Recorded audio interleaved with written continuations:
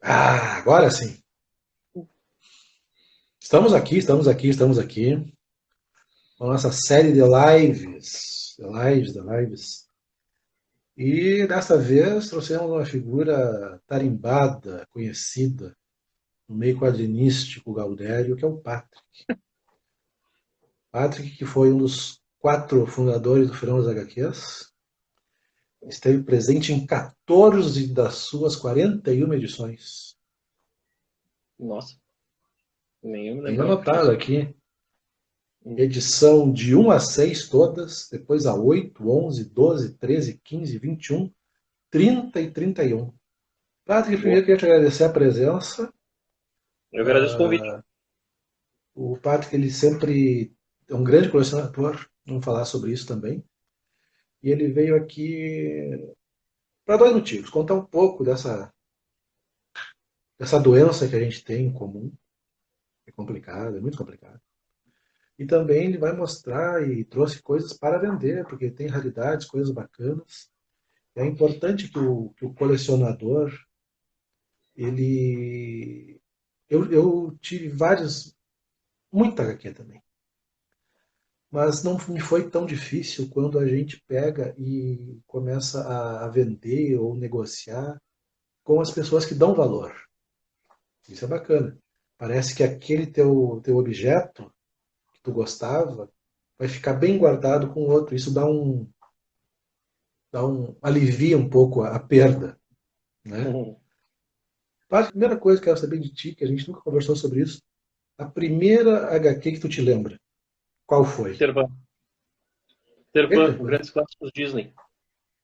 Minha mãe trouxe para mim. Ah, Era um formato um pouco maior do que seria o formatinho, né? Eu ia descobrir depois que existia essa questão de nomenclatura para os gibis, os formatos, né? Aí depois meu pai me deu um Zé Carioca, porque meu pai sempre foi fã de Zé Carioca. Ele ah, foi graças ao Zé Carioca que meu pai foi para o Rio de Janeiro e se tornou paraquedista, foi fazer lá, porque ele lia nessa época. E aí ele me passou. Depois ele começou a comprar a Turma da Mônica. Passado esse tempo, um verão chuvoso na gloriosa Balneário de Quintão, olha, tinha um mercado que nessa época, lá nos idos do início dos anos 80, se vendia gibi em mercado, né? sim. Aí eu tive acesso a Grandes Horas Marvel 1, que tem aquela capa meio icônica, que mistura Marvel 2-in-1 e o Avengers, que é a morte do Adam Warlock e o confronto final com Thanos, né? E ali foi meu primeiro gibi de super-herói. E eu fiquei assim, bah, Tu não tinha entendido nada, Aham. porra nenhuma, que tinha continuidade e tal, mas eu achei sensacional, assim, ver todo aquele grupo de heróis juntos e tal.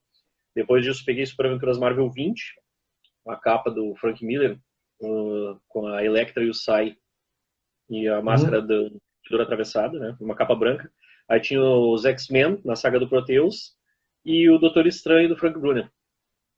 E dali comecei a largar um pouco as questões de Disney, Mônica. Pererê eu tive também. Tive acesso a Pererê. Pererê. Também ia para o interior do estado. Eu ia para Candelária, lá, próximo a Santa Maria, no centro do estado. O pessoal gostava muito de Recruta Zero, Bolinha. Aí eu conheci todo esse Agar. Né? Tinham revistas, a RGE tinha os almanaques, né? E, Sim. então eu sempre tinha coisas para ler. Mas o que me encantou mais mesmo foi a questão de super-heróis. Depois disso, associado principalmente ao SBT na época que passava o seriado do Batman no final do dia, né, no meio lá pelas 5, 6 horas da tarde, antes do jornal. Aí eu tive o contato com o Batman. Via, mas nunca tinha lido nada. Aí quando eu vi o seriado, eu associei que era em relação a super-heróis e tal. E aí fui me inteirando. E aí começou Tava a doença. conversando, tava conversando, tava conversando com a Iris esses dias, que eu tenho um tio que enquanto ele não teve filhos, ele me levava para tudo que era lugar, né? Jogo de futebol, viagem e tal. E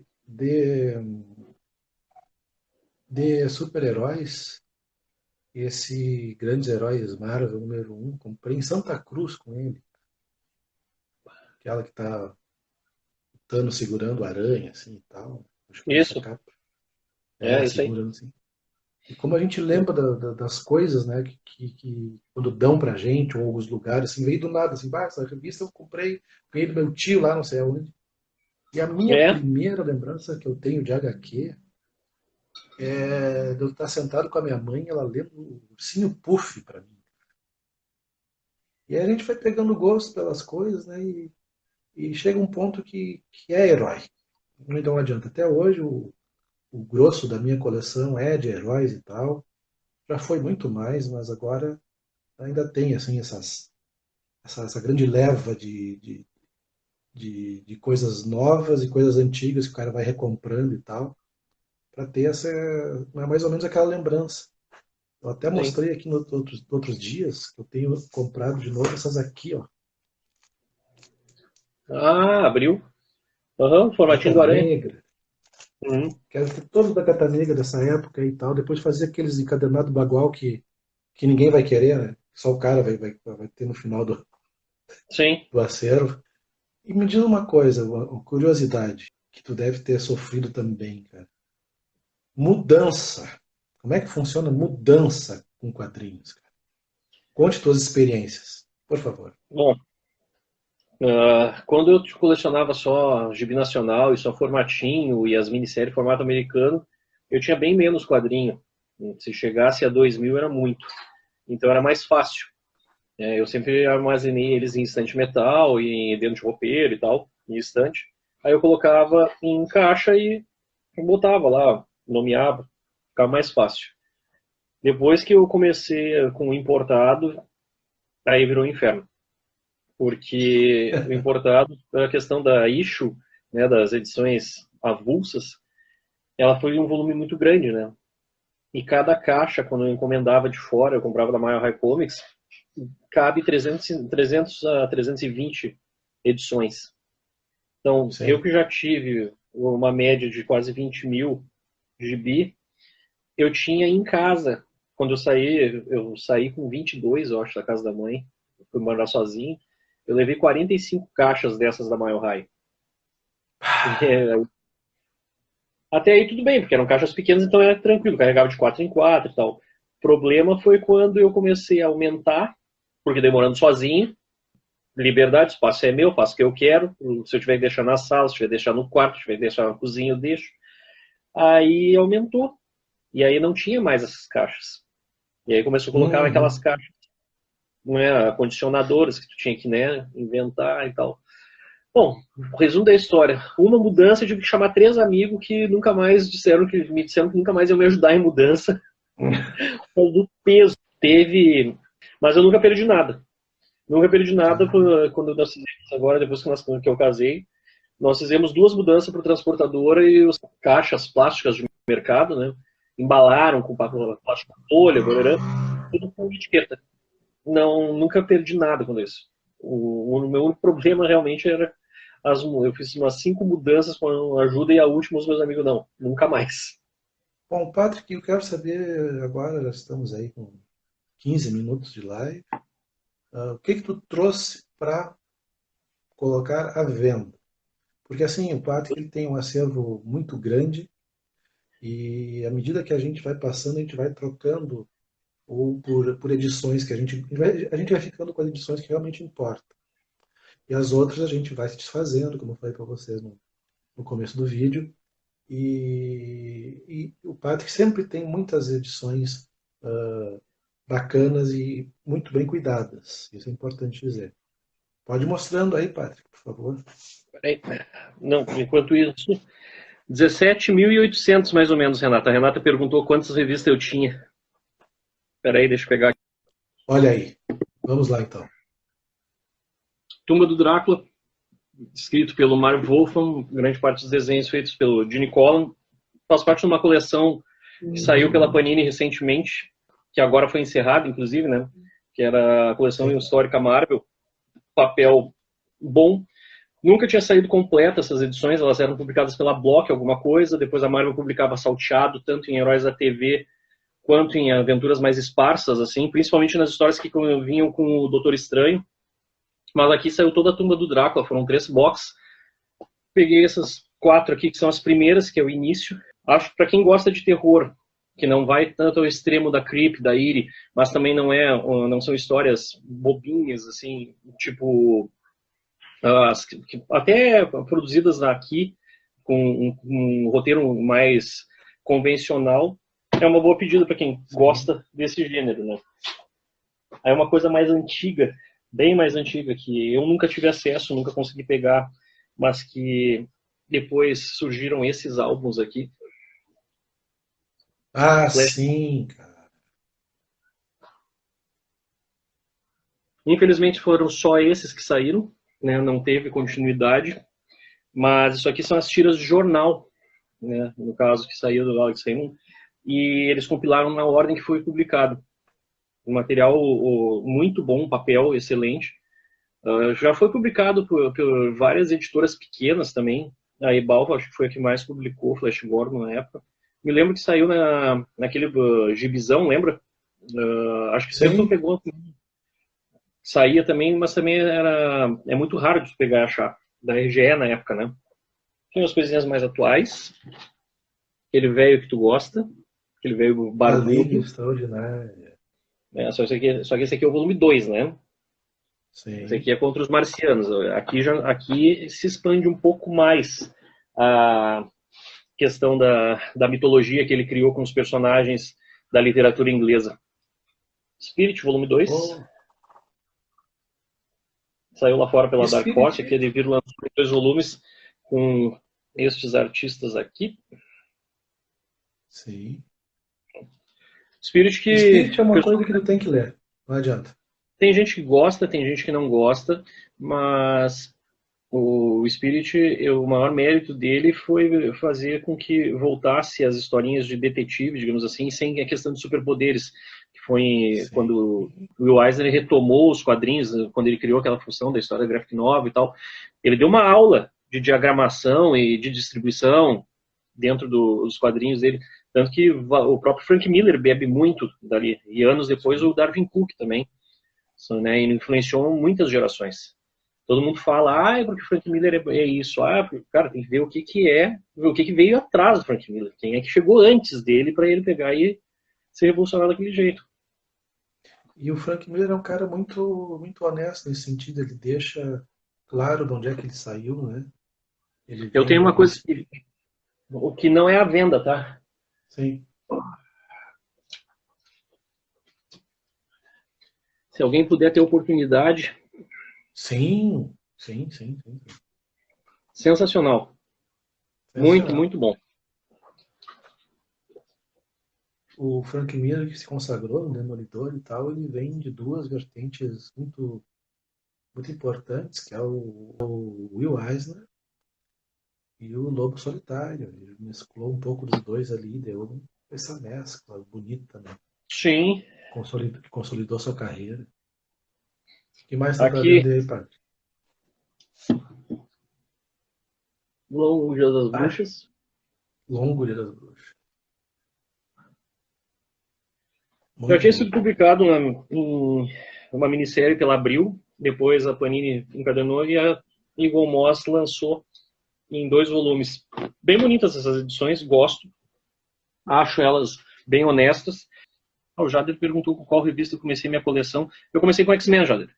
A minha coleção de importados, comecei com X-Men. A minha coleção de gibi nacional, eu comecei com o Super Aventuras Marvel por causa do Demolidor. Aí tem essa outra coleção,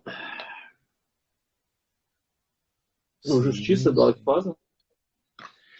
Saiu também pela Panini as 12 partes, daí depois saiu encadernado, né, naquele formato grossão, assim, da própria Panini, a edição definitiva que eles chamam, né? Essa daqui também, os únicos extras que essa coleção traz são os sketches que já tem no mesmo da Panini. E para quem acha que eu só leio coisa da Marvel, da DC... Black Hammer. Isso. Vou te dizer que eu fui mais pela questão do hype, porque o Jeff Lemire não é um cara que eu gosto, e por isso elas estão à venda. Não gosto da narrativa dele, não gosto da maneira com que ele desenvolve personagens. Eu acho que ele faz parte de uma leva que escreve as coisas muito rápido, muito sintético. Claro, eu não sou público-alvo, logo não Sim. tenho o porquê. Não vou denegrir a obra do cara, mas só não fala comigo. Não é para mim. Mas é que é essa parada aí que o Patrick ele faz, assim, ó. O que tá rolando, vai lá, dá uma conferida, ele compra um, dois volumes, às vezes tem, compra na Kindle, tem o acesso por outros meios para ver como é que tá funcionando a parada. De repente tem Sim. alguma coisa atual que goste e tal. Não é aquele cara que chegou ali no final dos 90, 2000 e não compro mais. Não, ele está se atualizando e é essa a parada. O O que Jader mais? perguntou o que mais. Qual é a edição ou coleção que vocês carregam no coração? Ah, sim. Ah, depende. Depende.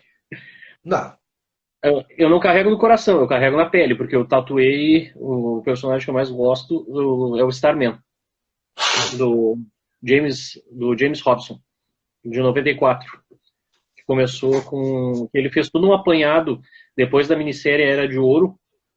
Ele ganhou o título do Starman para escrever ao longo de 80 edições, mais as minissérie, edição especial, anual e tal. E eu acompanhei desde o início. E então acredito que seja a coleção que eu mais amo. Assim, que eu A, carrego no coração. a minha HQ é aquela da Ipiranga, da Guerra Guerra dos dos Farrapos. Farrapos, do Flávio Colim, que foi por causa dela que basicamente eu comecei a gostar de história, me tornei historiador. E tempos depois trabalhei na Ipiranga, tive acesso aos, não os originais, mas alguns fotolitos daquela publicação e tal. E deu para ver que Flávio Colim não era brinquedo. O cara desenhava muito, muito, muito. Que massa. Um cara. Esse aqui também não tá pra vendo. Esse aqui é um cara que eu peguei que eu gosto. Ganhei do Juliano, Sim, Dave McKean. Não é para qualquer um. Não é um é. HQ que vai pegar e vai simplesmente, ai, nossa, que maravilhosa história, marcou minha vida. Não, não é.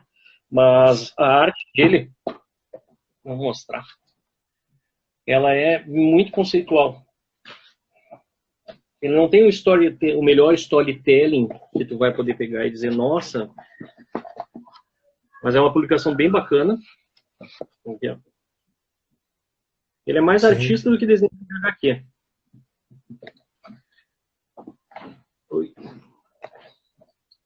E ao longo da Sim. HQ ele muda o estilo, mas isso tem um porquê na narrativa, né, do porquê quando tem um acontecimento a narrativa exige que a arte, digamos assim, se transforme. E eu gostei bastante. Foi um baita presente, É, inclusive. são coisas assim que a gente vai aprendendo ao longo do tempo, né, Paty? Que Sim, tem HQs que tu não é bom que tu leia numa sentada só.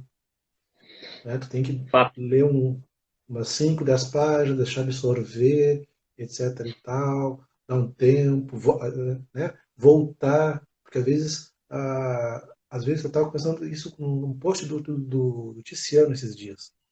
Ele estava falando sobre uma HQ nacional que não tinha gostado muito, e tem uma coisa e lendo essa mesma HQ dele, que ele mencionou, eu tive a impressão seguinte, ela era tão boa, com as cores e a história te prendia tanto que tu queria consumir rápido para saber onde é que ia dar. E esse Uhum, consumo rápido não era possível. Tu tinha que vir administrando a leitura para poder absorver, né? Então, às vezes, a uhum. ânsia de querer saber o final, ou como é que os personagens vão se desenvolvendo, te tira da HQ. Sabe que eu depois de um certo tempo, eu acho que isso foi pela transição, quando eu peguei e comecei a colecionar em paralelo, tá? Colecionava os nacionais e fui para os importados. Quando eu comecei a pegar os importados e o meu inglês ainda não era 100% fluente, eu comecei a demorar um pouco mais para ler. Então eu Sim. comecei a apreciar mais o gibi pela descoberta da língua, e prestar mais atenção no texto, que não era uma coisa só visual, porque tem gente que diz, ah, não, tu quer ler texto, tu vai ler um livro. Não é. Tu Hum. tem que ver o roteiro, né, e ver a questão da arte junto e tal. Então, hoje eu não consigo pegar um gibi e ler ele em 15 minutos. Coisa que eu fazia, É. pegava um formatinho, pá, que era do mês que vem. Ou disse, vem o próximo. Porque na nossa época nós tínhamos 15, 20, no máximo 20 gibis no mês. E aí tu pegava lá É. 50 pilas, ficava tudo. Hoje não. Então é um investimento, é teu tempo, as obras em si. Tu pega uma revista mais antiga que tu gosta, aí tu vai ler, tem a questão da memória afetiva, tem o contexto que aquela história foi publicada, foi criada, e tu vai absorver, como tu refinou o teu gosto, tu começa a perceber algumas coisas que tu não percebeu antes. Então, para mim, é Uhum. impossível ler um gibi em 15, 20 minutos. Eu pego um É. gibi, eu tenho que criar toda uma situação para poder ler. Se me atrapalha, eu perco o gosto. Daí eu largo, vou ler depois. Essa é a questão. Mais material para venda aí ou acabou?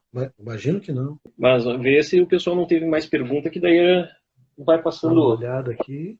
Jader pergunta ali: tem algum material atual que vocês estão curtindo? Atual?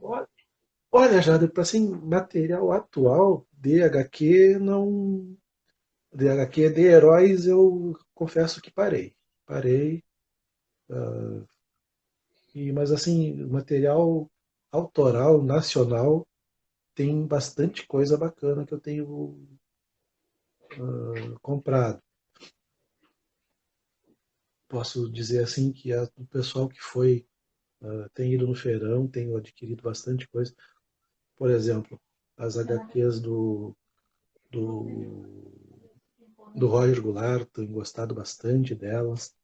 Tanto a Offline, quanto a essa mais recente dele, das tirinhas. Pô, essa das tirinhas eu achei maravilhosa, muito divertida.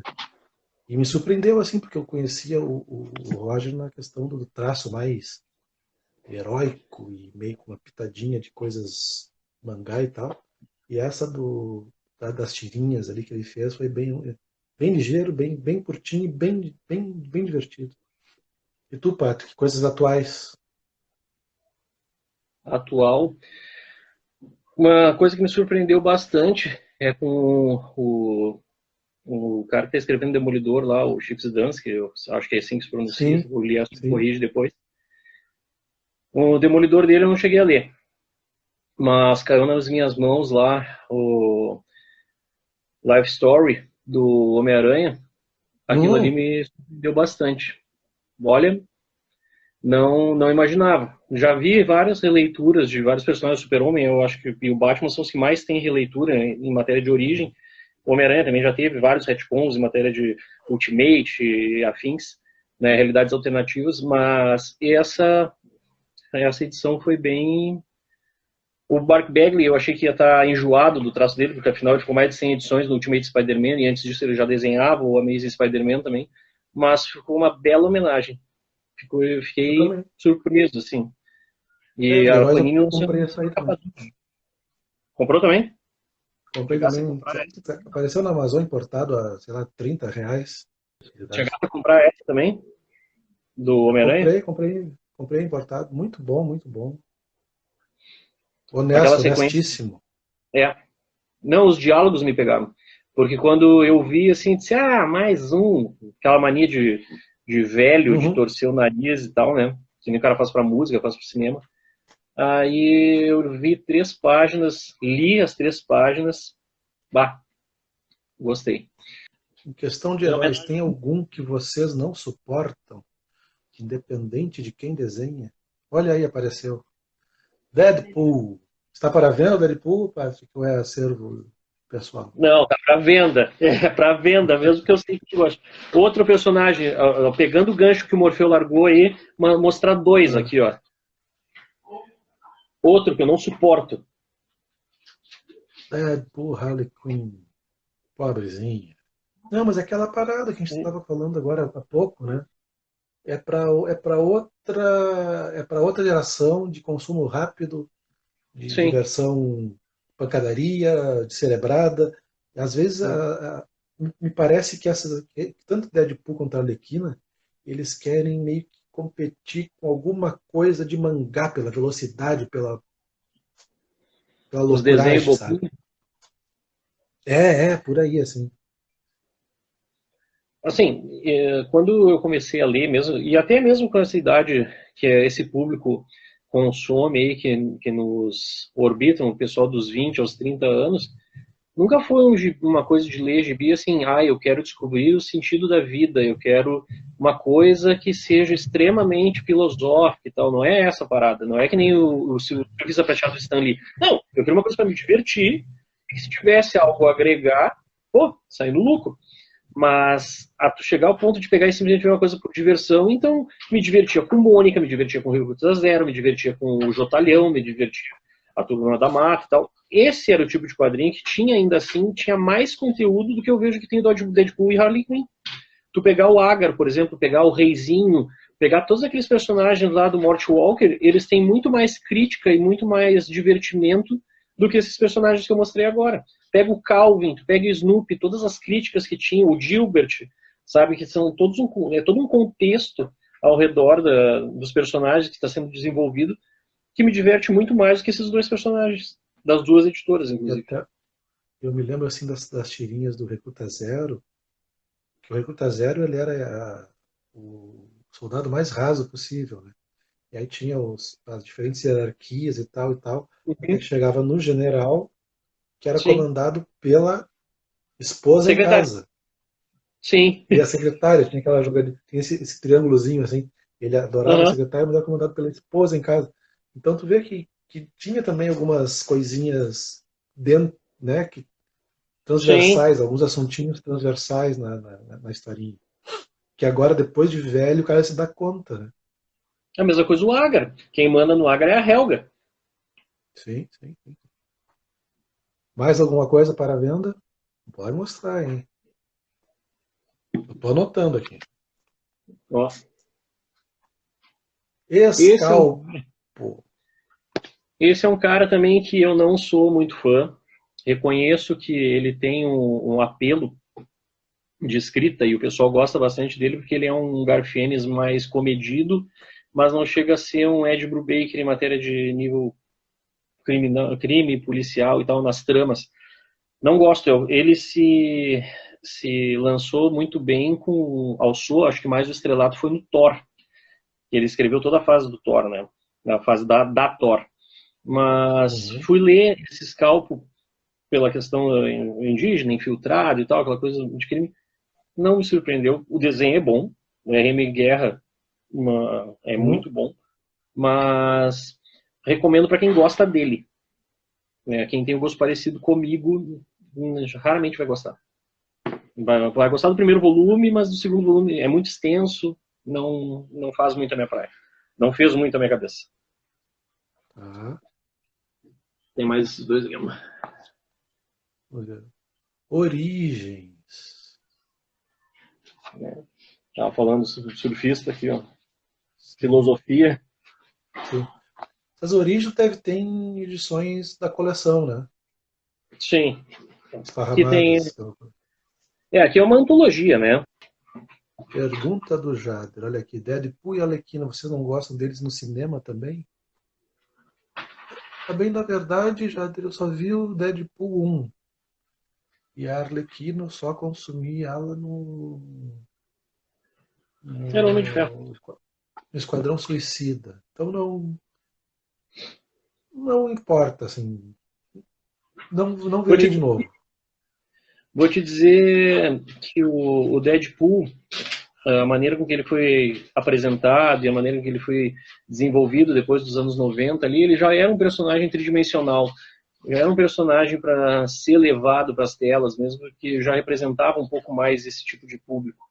Então, sim, o Ryan Reynolds, acho que a interpretação dele casou muito, deu a casualidade ali, deu aquela coisa da liga de personagem e o ator. Por mais que posso falar é uma questão cinematográfica, agora a adaptação, a única Arlequina que eu gosto é do desenho, cara. O Batman desenho da TV, eu acho ela bem bacana e só. Não, o resto não me atrai. Oh, Olha aí, o homem na manopla. Thanos. Revelação infinita. Como é que é? Relatividade infinita. isso. Jim Starlin, voltando ao personagem que ele mesmo criou. Pena que desandou a maionese.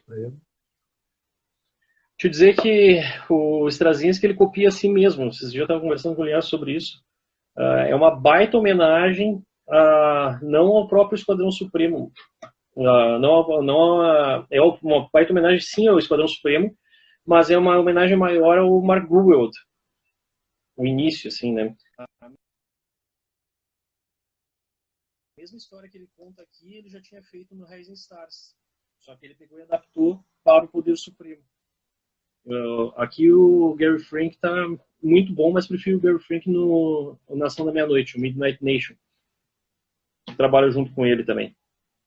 Deixa eu ver o que mais. Na época eu gostei bastante dos Rising Stars. Tem. Dava o trabalho de comprar as edições avulsas e tal. Sim. É o Jason Aaron. Olha aí. Sim. Essa história, ela se passa numa realidade meio que alternativa, né? O selo adulto da Max, quando eles lançaram. Foram 4 volumes. Aqui a história ela fecha, é uma história boa, mas a partir do segundo volume já não é o bicho, já não... Uma coisa relativamente recente.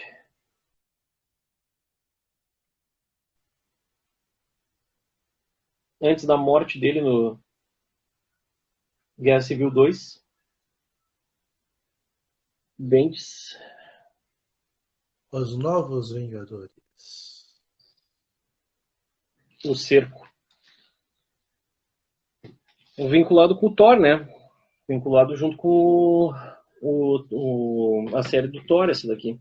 Que quando ele criou New Asgard, lembra? Que ficava em cima de Oklahoma e tal. Aí tem toda a questão dos Vingadores do Norman Osborn. Aqui mostra também a volta do Capitão e tal. Essa daqui o pessoal vai pirar.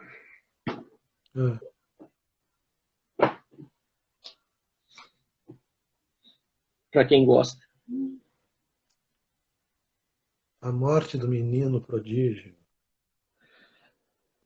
Sabe que assim, na época que saiu, não teve o impacto que teve lá fora, né? Porque aqui, pela nossa diferença de cronologia, o Jason virou Robin em 2 edições e depois ele saiu no DC especial e morreu. Lá teve toda uma história, teve votação, até pela questão dos Titãs, eles estavam com bastante popularidade, os títulos do Batman não estavam tão populares na época. Ou seja, aqui tu não teve nem tempo de gostar do Jason, coitado. Ele ficou ali, vamos botar pau e corda, 1 ano. Porque daí a revista do Batman também era o formatinho aquele da segunda série da Abril, que durou 16 edições. Ele volta a aparecer na 9. Aí ele aparece naquela história com a Mulher Gato, se não me engano é a 11, do Alan Davis. Aí a 14 o Chapeleiro Louco deixa ele ferido, gravemente ferido e tal. Aí encerrado na 16, porque a 15 e a 16 já são histórias da Detective Comics, que não tinha muito relação com ele, porque o Batman ele era publicado aqui numa descontinuidade fodida. E aí encerrou o título do Batman. Daí quando aparece o DC especial, já vem com a morte dele. Apareceu em 4 edições, apareceu nos Titãs lá do Pérez, né, quando a Moça Maravilha recruta o pessoal, e é ali que tu vê o Jason Todd, cara. Depois tu não vê mais. Então não teve o impacto tão grande. A questão da votação, que foi feita lá fora e tal. Isso que é muito bom. As 10 noites da besta. Isso eu tive. E outras histórias, né? E quem diz que o Batman não mata, dá uma olhadinha no final dessa HQ aí. Não mata, mas deixa morrer. Eu tenho curiosidade desse encadernado aí, velho. Cara, aqui tem... Se aqui tivesse o Louco Amor, seria bacana.